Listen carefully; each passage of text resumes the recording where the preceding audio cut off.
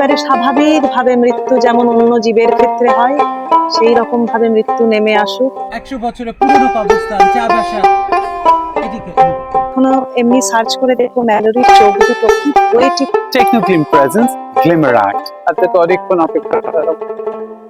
কিন্তু না, পরজন্মে বিশ্বাস করি না, ভাবতে পারি না মৃত্যু আছে বলেই জীবনের প্রতি এত আমাদের আকর্ষণ, জীবনটাকে এত আঁকড়ে ধরে থাকতে চাই। 100 বছর থাকলে যেটা মিশে এসেছিলাম।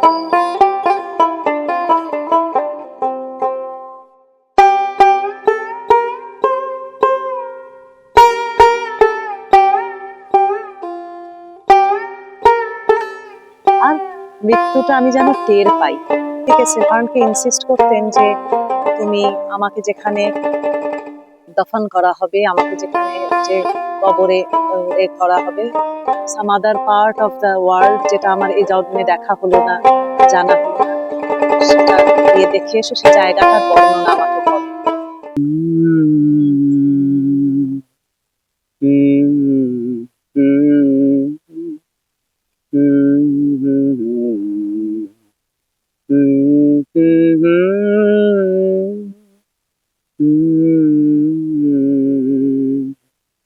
সীমানা ছাড়াই technogleam presence glimmer art, where we interact।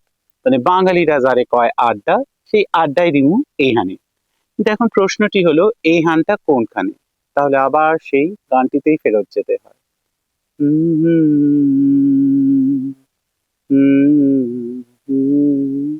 সত্যি আজকে মানে আমরা টেকনোগ্লিমের গ্লিমার আর্ট টিম যেখানে বসে আছি, সেই জায়গাটা জীবন ও মরণের সীমানা ছাড়িয়ে, এটা বললে বোধহয় একটু অত্যুক্তি করা হবে না।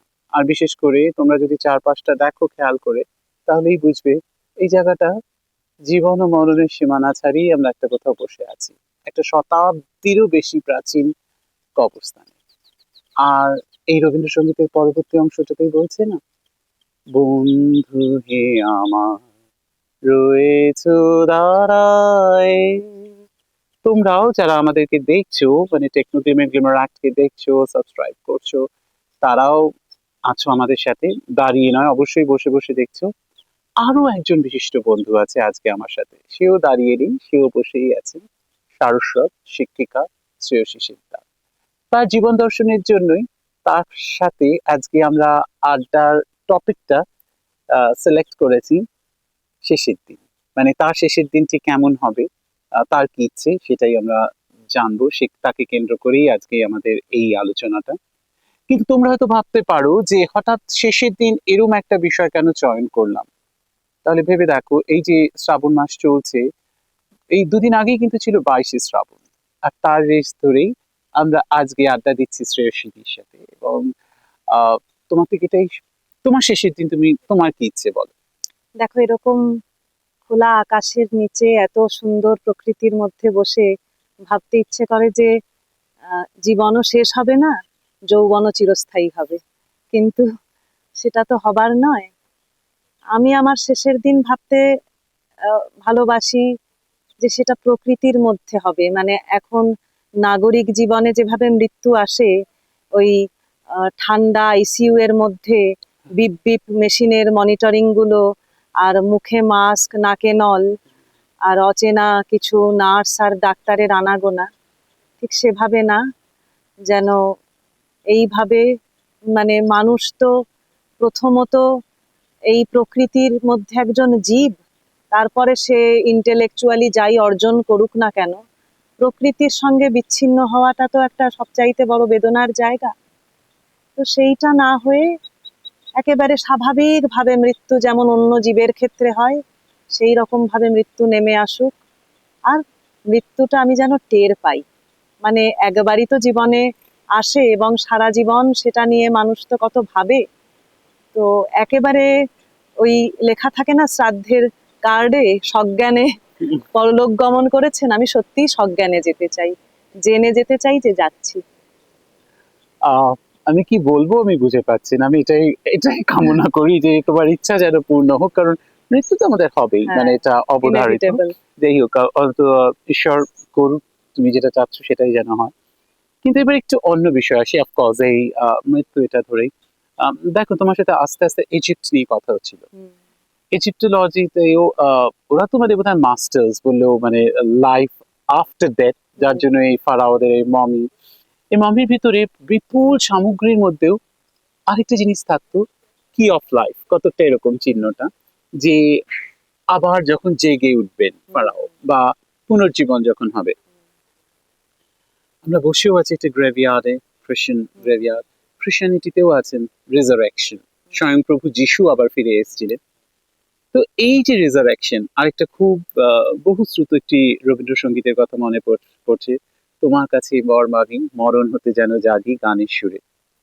তোমার কাছে যদি এরকম একটা অপশন আসে যে তুমি আবার জেগে উঠবে, সেই জেগে ওঠাটা কিসের আছে, কোন কি অফ লাইফ, না গানের সুর, না অন্য যে কোনো কিছু, মানে কিভাবে আবার তুমি জেগে উঠতে চাও?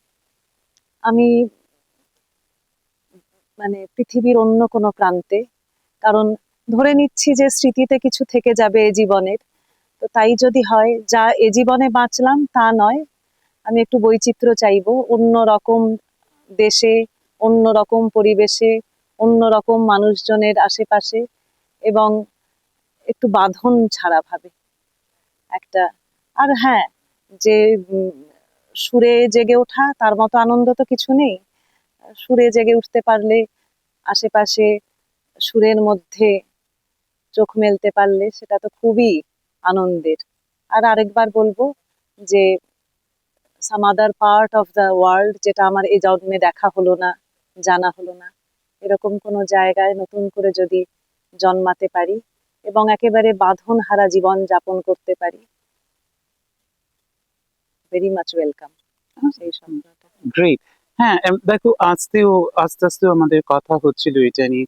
লেকচার কমিউনিটি একরকম ভাবে দেখছে, সুফিজরা একরকম ভাবে দেখছে, মানে এই যে মৃত্যুকে কত রকম ভাবে দেখছেন এক একটা কমিউনিটি।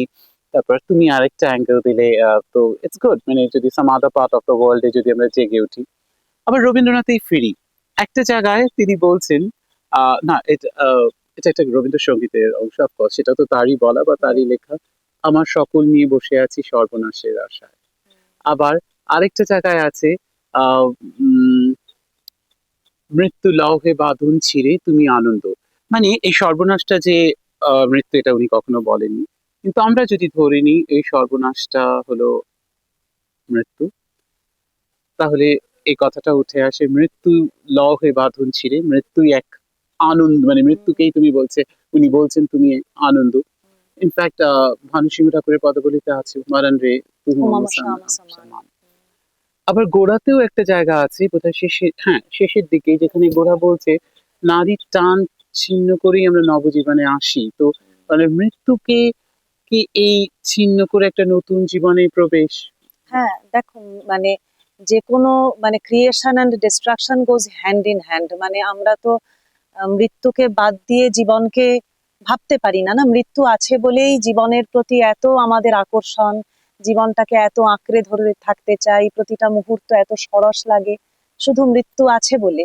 আজ তুমি ভাবো যে একেবারে অজর অমর হয়ে অনন্তকাল থাকবো, এভাবে যদি ভাবতাম, তাহলে জীবন এত তীব্র আকর্ষণ হয়তো অনুভব করতাম না আমরা জীবনের প্রতি। শেষ আছে বলেই শুরু আছে, এটা আহ, সত্যি। আর জীবনের যেমন মানে আমি পড়েছিলাম কোথাও যে never call a man happy until he is dead. তো সুতরাং মানে আহ, এটার দুটো মানে করা যায়, যে মৃত্যু অবধি পৌঁছানোর আগে অবধি আমরা জানি না যে আমাদের জীবন কেমন কাটবে, তাতে নানা রকম উত্থান পতনের মধ্যে দিয়ে অনেক কষ্ট পাওয়াও থাকতে পারে, যেটা সম্পর্কে আজ আমি জানি না। একেবারে মৃত্যুতে গিয়ে যখন সকলে আমার জীবনটাকে ফিরে দেখবে, তখন জানতে পারবে। আবার এটাও যে মৃত্যুর মধ্যেই সম্পূর্ণ শান্তিটা পাওয়া সম্ভব, যেটা জীবনে আমরা যেটা থেকে বঞ্চিত। অর্থাৎ জীবন থাকলে তার সঙ্গে আমরা যত রোমান্টিক ভাবেই ভাবি না কেন, জীবন মানে তো অনেক অপূর্ণতা, অনেক আকাঙ্ক্ষা পূরণ না হওয়া, অনেক আকুলতা যা মেটে না, এই না মেটার কষ্ট, এই না পাওয়ার কষ্ট, এছাড়া অন্যান্য বাস্তবিক কষ্ট তো আছেই। সেই সমস্ত মিলিয়ে যায় ওই এক মহাশূন্যে, মহাসাগরের মধ্যে মিশে। তো সেদিক থেকে মৃত্যু তো একটা মুক্তি বটেই। আমার মুক্তি আলোয় আলো। তুমি পরজন্মে বিশ্বাস করো? না, পরজন্মে বিশ্বাস করি না।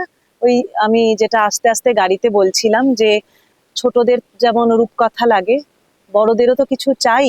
কারণ বড় হলে ন্যাড়া চোখে জীবনটা দেখতে শুরু করলে, বা প্রতিদিন সকালে ধরো খবরের কাগজের পাতা উল্টোতে দেখলে যুদ্ধ, অকাল মৃত্যু এইগুলো ক্রমাগত দেখতে দেখতে আমাদের মন তো কোথাও আশ্রয় চায়।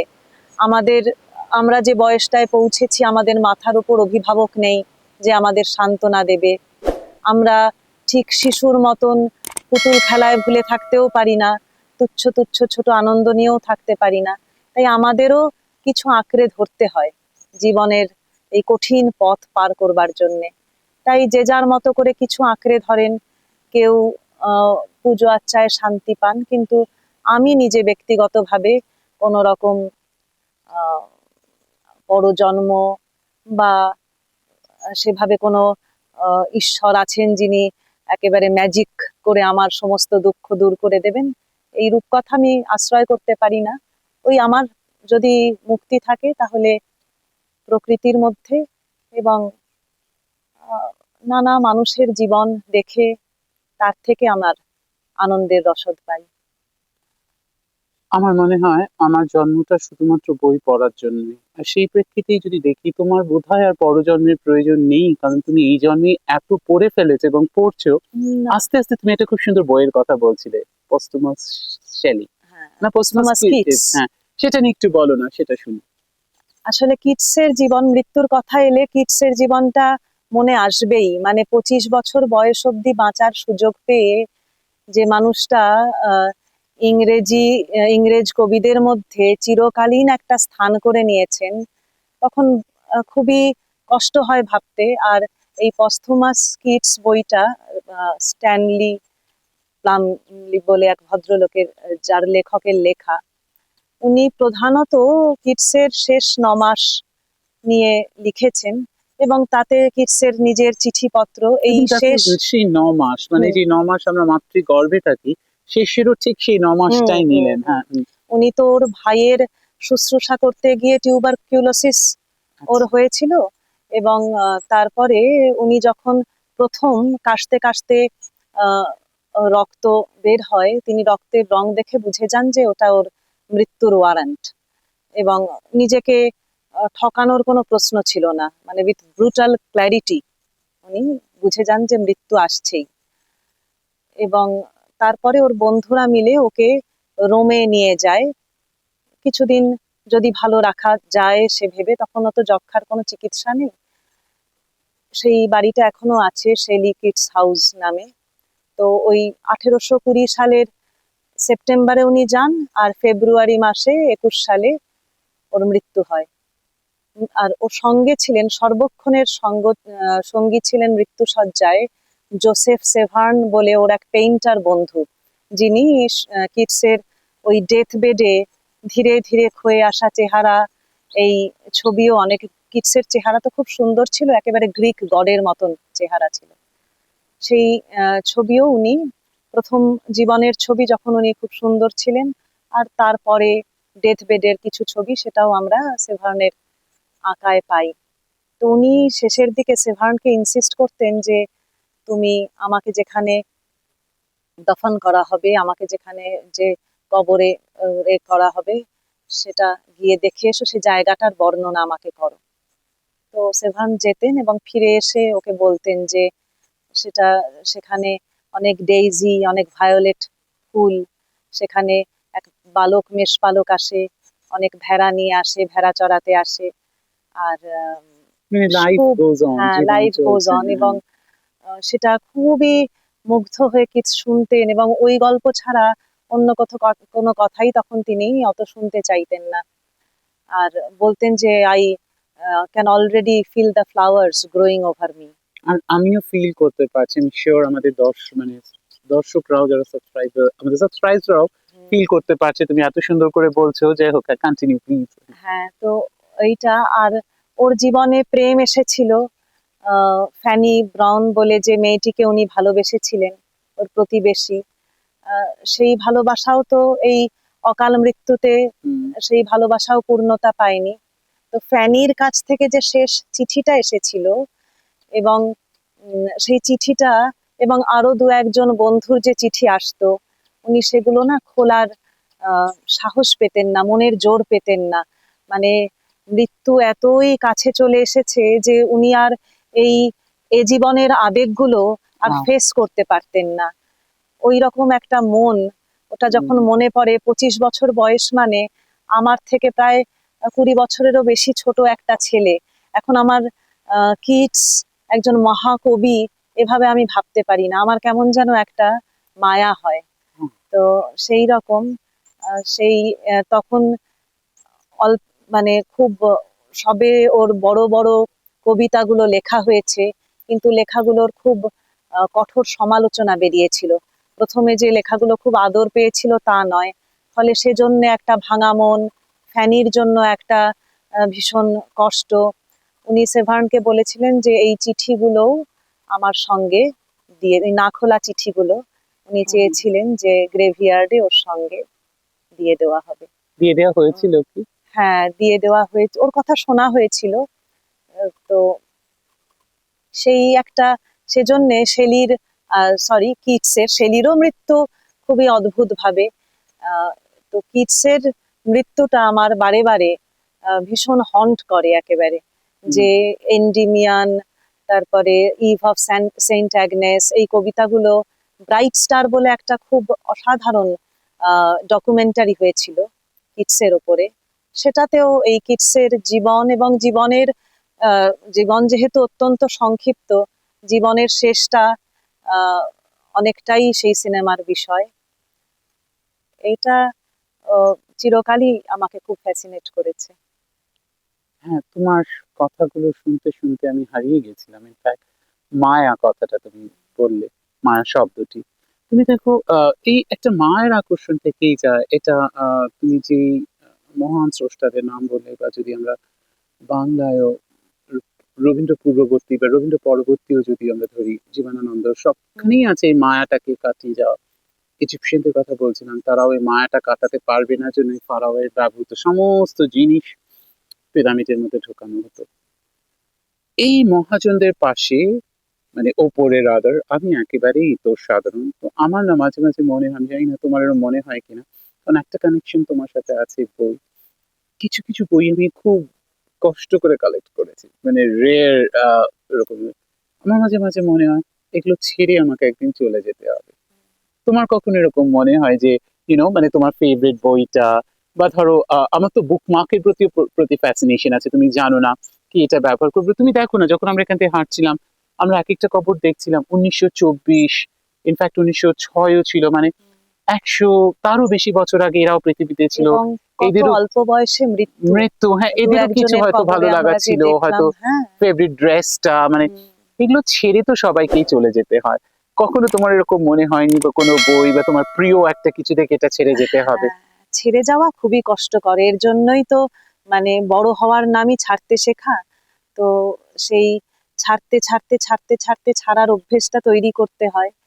কিন্তু এই বইয়ের ব্যাপারে বলি, যে বইয়ের ব্যাপারে আমার একটা অন্য ভয় আছে, যে আমার বাড়িতে আমার বাবা ঠাকুরদা দুজনে অন্ধ হয়ে গেছিলেন। সুতরাং আমার জীবনের বাবা আগেও, মানে শ্রদ্ধেয় অশ্রু কুমার শেখদার হ্যাঁ, স্যার, তো হ্যাঁ। জীবন শেষ হবার আগে বই পড়া শেষ না হয়ে যায়, এটাও আমার একটা ভয়, যে বইগুলো রইলো, আমিও রইলাম, কিন্তু অথচ পড়বার ক্ষমতা রইলো না। সেটা একটা মনে হয়। তবে এটা এটা আমি শুনেছিলাম, মানে আমার আরো একজন বন্ধু এই কথাটা বলেছিল, কিন্তু তার প্রেক্ষিতে আমার একটা বন্ধু সলিউশন দিয়েছিল। হ্যাঁ, হয়তো আজ অডিও থেকে বুক, এক্স্যাক্টলি, অডিও হয়তো বুক আজ আমি থেকে নিজেও 10 শুনি, 20 বছর পর নিজেও শুনি। টেকনোলজি এতটাই ডেভেলপ করে যাবে যে সমস্ত বই হয়তো অডিও বুক হবে। তো অডিও আশা করি বুক তোমার শুনি, এই এবং অডিও বুক যেটা এই টেকনোলজির বাধাটা কাটিয়ে উঠলে মনের মধ্যে ভালো পাঠ থাকলে সেটা যথেষ্টই হ্যাঁ, এনজয়েবল। কিন্তু একটা কিন্তু বই, কাগজ পাতার হ্যাঁ বই হ্যাঁ যে হ্যাঁ হ্যাঁ, টাচ করা বা যেটা বারে বারে আনন্দ। ফিরে ফিরে হুম এতেও ফিরে আসা যায়। হুম হুম। তবে কি মানে ওই বিশেষ একটা ভয়েস আমাকে শোনাচ্ছে, তো হ্যাঁ, তো সেটা একটা আমি কারো দ্বারস্থ হচ্ছি। হ্যাঁ হুম। রেস্ট্রিক্ট করে দেয়। আর আমি যখন পাঠ করছি, আমি এবং বই, এছাড়া আর কিছু নেই মাঝখানে। এই একটা বিশাল স্বাধীনতা। একদম, হ্যাঁ। সেই সমস্ত আলাদা করে হ্যাঁ, মৃত্যু চিন্তা নিজের বলে না, মানে মৃত্যু চিন্তাটা তো মানুষের ওই যে জীবনের সঙ্গে অঙ্গাঙ্গি ভাবে জড়িয়ে। মানে আমরা এত, এই যে আজকে এসে ভালো লাগছে, এই যে এই চারপাশটা দেখে ভালো লাগছে, আমি এসেই বললাম না যে এই যে কবরগুলো শান্তভাবে শায়িত, কবেকার চলে যাওয়া মানুষগুলো, আবার তারই মধ্যে দেখো পাখির ডাক শোনা যাচ্ছে। এই আমরা দেখছিলাম ছাগল চড়ে বেড়াচ্ছে, ওদের আজও ক্ষুধা আছে, ওরা ঘাস খাচ্ছে। এই জীবন মৃত্যু হাত ধরাধরি করেই তো একদম, চলে। হ্যাঁ, হ্যাঁ, হ্যাঁ। সুতরাং খুব বড় করে মৃত্যুকেও দেখতে চাই না, কারণ জন্ম আর মৃত্যুর মাঝখানে জীবনটাই আসল। বরং তবে হ্যাঁ, তুমি এটা কিছু বলছিলে। না, তাই যেমন সেদিন আমাদের বিবেকানন্দের কিছু অংশ পড়াতে, বিবেকানন্দ বিষয়, স্বামী বিবেকানন্দ বিষয়ে সিস্টার নিবেদিতার লেখা কিছু বিষয় পড়াতে হয় আজকাল ক্লাসে। পড়াতে গিয়ে আমার মনে হলো যে, এটা আমার আজকাল মনে হয় যে স্বামী বিবেকানন্দ মারা গেছিলেন মাত্র ৩৯ বছর বয়সে। আর আমরা যখন তার ফিলসফি, তার জীবন দর্শনকে আলোচনা করি, তিনি যেহেতু একজন বড় মাপের, তিনি একজন মনীষী তো আমাদের কাছে, তখন তাকে, তার সম্পর্কে যখন আলোচনা করি, মনে করি যে তিনি তার জীবন দর্শনের যেন ফাইনাল আলটিমেট ফেজে পৌঁছেছিলেন। এই জায়গাটাই আজকাল আমার একটু বললাম যে মনে হয় তাদের জীবনের আয়ুষ্কালটা আমি যেহেতু পেরিয়ে এসেছি, তখন মনে হয় যে আমার এই সাধারণ জীবন নিয়ে আমি 10টা বছর বেশি বাঁচলাম, আর এরা বঞ্চিত হলেন। তো একটা প্রায় বলতে পারো বিবেক দংশনের মতোই হয় যে জীবন দিয়ে কি করলাম। এখন একটা স্টক টেকিং এরও আছে তো, মানে জীবনটা তো ব্যবহার করবার একটা সুযোগ। তো তখন মনে হয় একটাই যে বিবেকানন্দ যদি সুযোগ পেতেন তার ফিলসফিতে, না ফিলসফিতেও কিছু করতেন সে বিষয়ে আমরা প্রত্যেকেই নিঃসন্দেহ, কিন্তু তার ফিলসফিটাও যে আরো আরো ইভলভ করে অন্যরকম কিছু দাঁড়াতো না, এটাও আমরা একেবারে হলফ করে বলতে পারি না, তাই না? সেই সুযোগগুলো তাদের জীবনে ঘটেনি, জাস্ট অ্যাবান্ডান্ট জার্নি এগুলো কতগুলো। আবার দেখো, এই যে আমরা একটা, কারণ আমরা আড্ডার প্রায় শেষের দিকে, একটা পজিটিভ নোটেই আমরা এন্ড করব। তুমি দেখো, এই যে তুমি বলছিলে তোমার মনে হয়েছে যে তোমার একটা বিবেক দংশন হচ্ছে যে তুমি জীবনটাকে কিছু ক্রিয়েটিভ শব্দটা তুমি বলনি, মানে সেরকম ভাবে প্রয়োগ করতে পারেন, কিন্তু দেখো সেটাই তো আমি, দ্যাটস মি। মানে সেই আমার মনে পড়ছে ওয়াল্ট হুইটম্যানের কথা, সং অফ মাইসেলফ, মানে যারা পড়েছে তারা একটা দীর্ঘ একটা কবিতা, কিন্তু এত সুন্দরভাবে নিজেকে উদযাপন। এই সং অফ মাইসেলফ কিন্তু উনি যেরকম জীবনের 30 বছর, 40 বছর বা 20 বছরে লিখেছেন, আবার যখন মৃত্যু সজ্জা, মানে শেষের কদিন, তখনও সং অফ মাইসেলফ এর এডিটিং চলছেন, মানে উনি সেটাতে সংযোজন বিয়োজন করছেন করে। রবীন্দ্রনাথ হুইটম্যান পড়তেন, এবং ক্ষিতিমোহন সেনকে বলেওছিলেন যে অ্যাজ এ টিচার হুইটম্যানের কিছু কিছু কবিতা পড়া উচিত সকল শিক্ষকদের। যাই হোক, আমরা আবার ফিরে আসি সেই রবীন্দ্রনাথে। এটা 22শে শ্রাবণে, মানে নির্মল কুমারী মহলানবিশের লেখা 22শে শ্রাবণ বইটিতে আছে। শেষের কদিনও কবিতা লিখেছেন, মানে তখন তো লিখতে পারছেন না, অনুলিখন বলছেন, আর বোধহয় শেষে একটা সিগনেচার দিয়েছিলেন, এবং খুব পরিহাসও করেছেন, সবসময় ঠাট্টা করতেন, চারিপাশে মানুষ গম্ভীর মুখে ঘুরে বেড়ানো পছন্দ করতেন না। তুমি ওই লাস্টের দিন যদি তোমার কাছে কোনো অপশন থাকে টু ক্রিয়েট সামথিং, তুমি কি ক্রিয়েট করবে বলো? আমি 2 লাইন লিখবো। খুব ভালো লাগলো তোমার সাথে আড্ডা দিয়ে। আমারও খুব ভালো লেগেছে, বিশেষ করে এই জায়গাটা নির্বাচন আর এই বিষয় নির্বাচন দুটোই। অনেক অনেক ধন্যবাদ বন্ধুরা। এবার আমরা এটি টানবো, আমাদেরকেও শেষ করতে হবে, কিন্তু এই পর্বটাই শেষ হলো, আমাদের জার্নিটা নয়, কারণ আমাদের যাত্রা সবে শুরু। এত তাড়াতাড়ি আমরা শেষ হওয়ার কথা ভাবতেই পারি না। তবে আমাদের এই যাত্রাটা কতক্ষণের হবে, মানে কতগুলো এপিসোড, সবটাই কিন্তু নির্ভর করছে তোমাদের সাবস্ক্রিপশনের উপর। তাই জন্য please please please please subscribe করো। আর কি, এবার তাহলে আসছি শুক্রবার, আসুন তাড়াতাড়ি টেকনো গ্লিমার অ্যাক্টে করতে আড্ডা, আর নো বাড়াবাড়ি। ভালো থাকো।